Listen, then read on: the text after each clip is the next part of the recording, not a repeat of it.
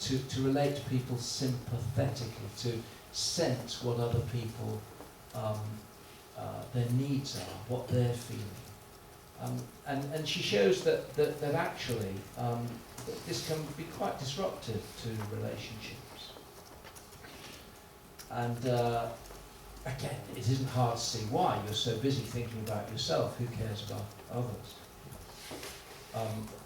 And the other area is that this can lead to, it can reduce our capacity for learning and exploration and risk-taking, because the self becomes protective of its own esteem. So once we acquire a little esteem and sense of worth, we find we need to protect it in case it is damaged in any way. And this, of course, leads to our current culture. It's argued that no one must be offended. Our sense of self-esteem is so precious and so important that it must be protected and defended. And so we have these ludicrous, in my humble view, situations on campuses of all places where speech is being restricted or potential offences has to be heavily signalled in case anybody's very vulnerable and very precious sense of self-worth may be destabilised or confronted or challenged in some way. And so this culture has developed this sense of self which is quite fragile and to be protected. And at a personal level, this can produce in children an avoidance of exploration, risk-taking, learning.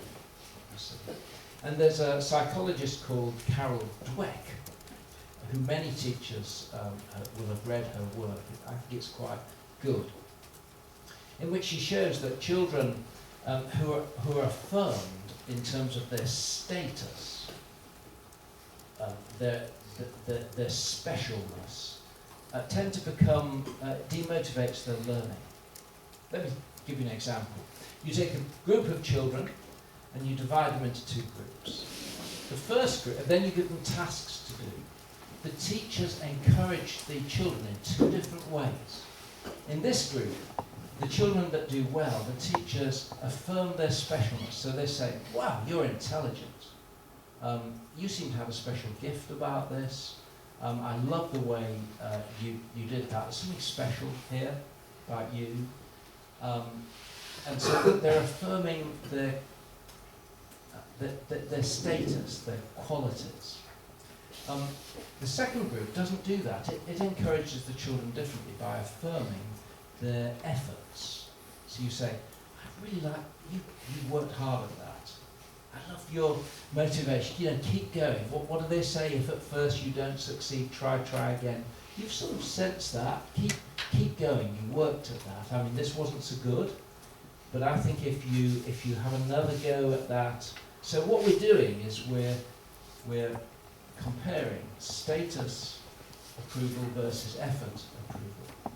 And then what you do is you take these same kids and you say, now we want you to do some more tasks and take some tests, but you can choose how difficult it is.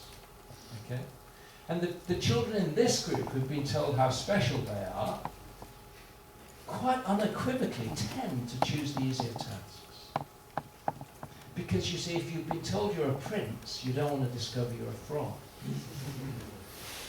I remember this quite brought home quite graphically when we were skiing at the end of a conference, and a few of us friends went skiing, doctors, and we were up on the mountainside, and a lovely day, and we were about the same level, our group, and we got on very well skiing. And then another group came down the mountain, and they'd all got helmets, and this was about 20 years ago, before helmets really came in. So they were already signaling they were quite keen and skilled. And so they came down, and then I spotted a friend of mine in the group, and he said, Glynn, come and join us. We're going off piste. We've got a guide. It's going to be great. So I thought for a fraction of a microsecond, and said, no thanks, I'll fly in here. And off they went, all very expert with their guide. And one of our group, rather tellingly, cruelly, I thought, said, interesting, isn't it, he said, Glynn would rather be the best in this group than the average in that. which in a way illustrates what I'm trying to say is if we are about preserving our sense of position, we become risk averse, whereas in fact what we want to produce in our kids is resilience, not protection of our fragile esteem, but a sense of resilience that makes us risk takers who want to know everything about the world. And the self-esteem movement, I would contest, rather than improve educational outcomes as it was supposed to do, potentially impairs them. It certainly has made very little positive contribution. And so schools are beginning to move away from their obsession with self-esteem. We have whole school self-esteem policies we used to have, in which every aspect of school life is organised around the child's self-esteem. Now, schools are beginning to move away from that and have instead resilience programmes or character programmes, which are two very different areas. So we're going to tie up for a break in a moment, but I just want to summarise where we've got so far. What we've said is that we're noticing in our culture a tendency to build our sense of worth on these four activities: being effective, being noticed, being accepted, being myself in that sort of self-validated way. And we are resting our sense of worth on that. The difficulty is that each of those produces a kind of a treadmill effect in which the self, in pursuing self-esteem, the goal seems to ever recede from us. We never get there. We're always running. And it intensifies these absorptions, these obsessions, rather than resolves them in any way. That's the issue, I submit to you, is the one with which our culture is struggling.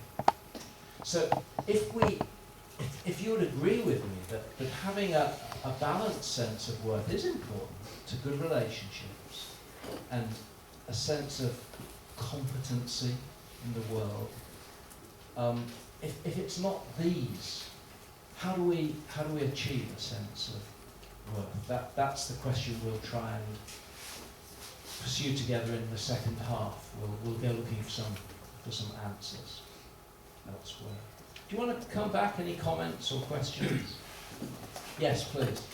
The fourth way of discovering self-worth, being yourself, is that compared to positive psychology? Well, interestingly, positive psychology, in its earlier days, would have had self-esteem as one of its components. But the great exponent of positive psychology, the leading psychologist, whose name is just slipping out my memory. Who am I thinking of? He's written a book, The Resilient Child. Anyway, the positive psychology movement has become very negative about the whole self-esteem thing. And they're much more, for all the reasons I've just outlined. In fact, you'll find many of the arguments I've given you today come from the positive psychology movement. So the positive psychology movement would say, and this is in a way is going on to what we're going to talk about in the second lecture, that sense of self-worth cannot be pursued or sought in a vacuum. It has to be experienced as part of a thicker sense of who we are, a thicker sense of identity, and therefore integrated into a richer narrative of who we are and what we're about than simply me. So the positive psychology movement would say we discover a more meaningful sense of worth when the self pursues a bigger goal, a better goal than simply what makes me feel good. So I think it says some quite interesting things and some helpful things. the question we would all want to ask as worldview people, as people who like to stand back and say, but what is that bigger goal that the self should aim for? What is the narrative of ourselves that leads to human flourishing? The question we all ask is, well, what is that? What's the philosophy of life that creates that? And positive psychology sort of leads us there, but then it stumbles into philosophy. This isn't science now, we're talking about the nature of the human self, aren't we? That's philosophy, and indeed, as we're about to see, religion as well. So, yeah, so great point about that. Any other points?